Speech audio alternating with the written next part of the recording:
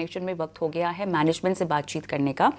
और Sai life sciences का management हमारे साथ आज जुड़ेगा। जनवरी 1999 में बनी साई लाइफ साइंसेज एक CRDMO यानी investor focused contract research development और मैन्युफैक्चरिंग कंपनी है जो स्मॉल मॉलिक्यूल के डेवलपमेंट में रिसर्च और मैन्युफैक्चरिंग से जुड़ी हुई है।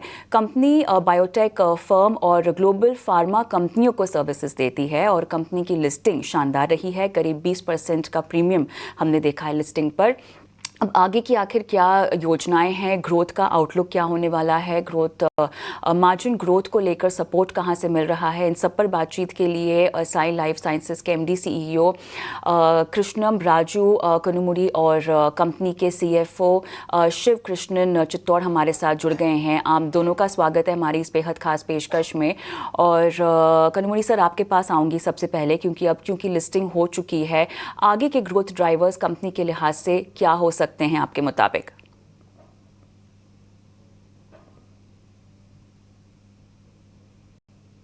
धन्यवाद।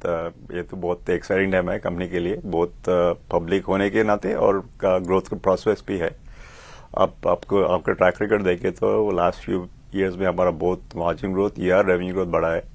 एंड सामने भी अभी देखें तो हमारा बहुत कस्टमर्स ईच कस्टमर ज़्यादा बिजनेस दे रहा है। और ये जो टेलविंड्स है ना, चाइना +1 स्ट्रैटेजी का, वो India itself has a good position in where it will be in the next 5-10 years in the global innovation ecosystem. उसमें साई का अच्छा लोकेशन है भी, अच्छा पोजिशनिंग है। So this growth will continue, I think, for the next 5-10 years for both Sai and the country in general overall.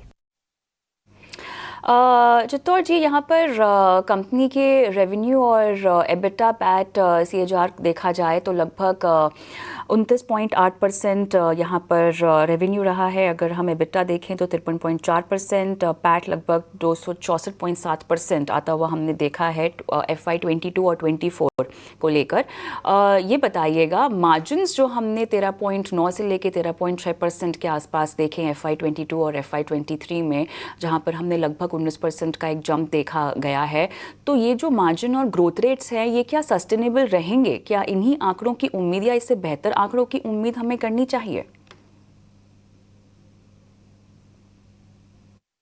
No, I think what I wanted to kind of say is that if you look at the track record and the history, what we have done over the last 3-4 years is to position the business in a differentiated platform. What we are expecting to do is to make sure that we can be positioned differently the way our customers are looking to do business, and which has kind of meant that we had to take certain costs up front in terms of setting up a facility in the US, setting up facilities in UK. So this has helped us grow better, and we believe this will help us deliver longer term sustainable margins without actually getting into actual numbers. Chittor जी, ये भी बताइएगा कि ये जो 950 करोड़ हैं, इसमें से 700 करोड़ जो है वो डेट पे ऑफ में इस्तेमाल हो जाएंगे। अब ये बताइएगा कि उसके बाद बैलेंस शीट कैसी दिखाई दे रही है? क्या कंफर्टेबल डेट लेवल्स पर कंपनी पहुंचती हुई दिखाई दे रही है इस पे ऑफ के बाद? So after repaying, we जो debt books पे है, once we repay all of them, we'll have very negligible amount of debt once we repay all of them, and our objective is to repay the debt by fiscal 25. What this will help us do is to kind of get a much stronger and a cleaner balance sheet. I think generally from an industry perspective, without predicting where we will end up, I think what I wanted to kind of communicate, 2.5-3 times debt to EBITDA is a reasonably comfortable number that banks and lenders generally are comfortable with, just based on the industry. कनुमुरी जी, ये बताइएगा कि अब यहाँ पर किसी भी तरह का केपेक्स या फंड रेजिंग नहीं की जा रही है, तो ऐसे में क्या आने वाली तिमाहियों में हम किसी भी तरह की फंड रेजिंग केपेक्स के लिए आती हुई देखेंगे? क्या प्लान्स हैं आपके केपेक्स को लेकर? अगर देखें तो हमारा परफॉर्मेंस देखें तो देख रहे कि हमारा कैश पोजीशन बढ़ रहा है और मार्जिन इंप्रूव हो रहा है और साइज ऑफ इंटरनल एक्रूज भी ज़्यादा हो रहा है। So whatever capex expansion we have planned, we will do with a mix of internal accruals and some fresh manageable debt levels. So we think we are comfortable from a capex standpoint for the next few years for sure.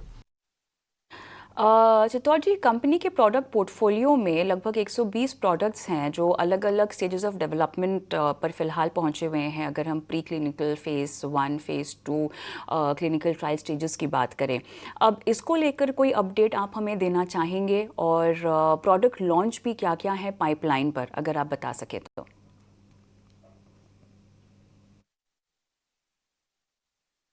So, without getting into the early stage products, generally the way we look at the early stage products is we look at it as a bucket of projects, because the failure rate from an industry perspective on early phase as clinical trials progress is very high. So we do not track a phase 1 product and expect it to go to commercial, because it's a very the products in this business have a high risk of failure as clinical trials progress.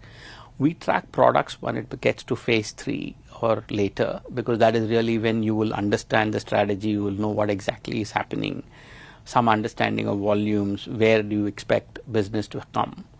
So we start tracking them as products or projects post late phase, and that's really what we have presented in the document too. चलिए, शुक्रिया आप दोनों का, समय निकाला और आप दोनों ने विस्तार से हमसे बातचीत की, तमाम सवालों के जवाब दिए।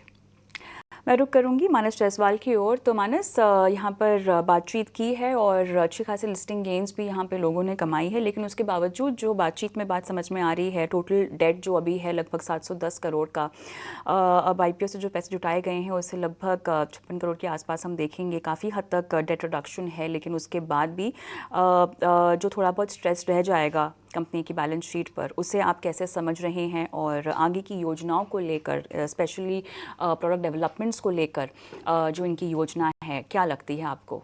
कैसे आप इसको भाप पा रहे हैं? कविता जी, मैं इस पे कमेंट नहीं कर पाऊंगा क्योंकि मैं टेक्निकल एनालिस्ट को चार्ज देखता हूं, तो इस पे अभी मेरा कमेंट नहीं होगा। बिल्कुल बिल्कुल।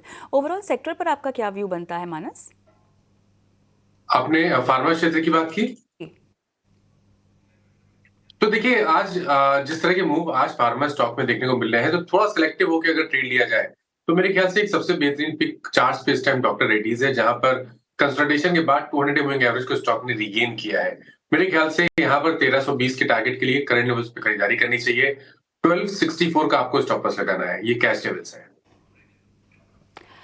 ऑलराइट, चलिए, तो ये चॉइस है ओवरऑल फार्मा सेक्टर की। लेकिन हम एक छोटा और हम आगे बढ़ते हैं। 1 फरवरी 2025 बजट वाले दिन शनिवार को शेयर बाजार खोलने की तैयारी है। इसको लेकर एक्सक्लूसिव जानकारी क्या मिल रही है, डिटेल्स हमारे सहयोगी अंकुर मिश्रा दे रहे हैं। अंकुर, बताएं। जी हाँ, बिल्कुल। एक्सचेंजेस बातचीत कर रहे हैं कि 1 फरवरी जो इस बार शनिवार को आएगा, बजट डे वाले दिन, क्या उस पर मार्केट को खोल सकते हैं। तो हमें तो सूत्र यही बता रहे हैं कि एक्सचेंजेस इसकी पुरजोर कोशिश कर रहे हैं, बैठकें कर रहे हैं, जो इकोसिस्टम है उसको तैयार करने के लिए कि किस तरीके से जो इन्वेस्टर्स हैं वो बजट के अनाउंसमेंट के साथ साथ रिएक्शंस भी दे सकें। और ऐसा सिर्फ आज ये पहली बार नहीं होगा। अगर 1 फरवरी 2025 को मार्केट्स ओपन होते हैं, इससे पहले भी इंस्टेंसेस हुए हैं। एक इंस्टेंस मैं आपको बता सकता हूं 1 फरवरी 2020 का, जबकि शनिवार था, यूनियन बजट प्रेजेंट हुआ था और मार्केट खोले गए थे। इसी तरीके से 28 फरवरी 2015 को भी मार्केट खोले गए थे, जबकि ये शनिवार था। उस समय अरुण जेटली जी जो कि फाइनेंस मिनिस्टर थे, उन्होंने बजट प्रेजेंट किया था।